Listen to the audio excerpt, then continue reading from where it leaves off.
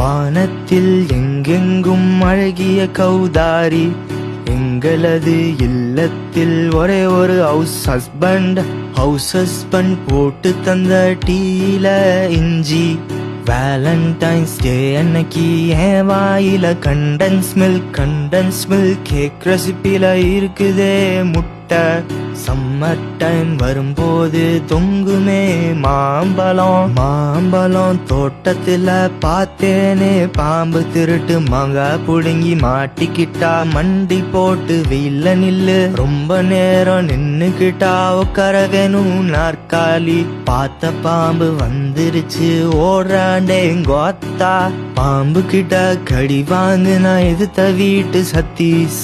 This sentence concludes the end of this series.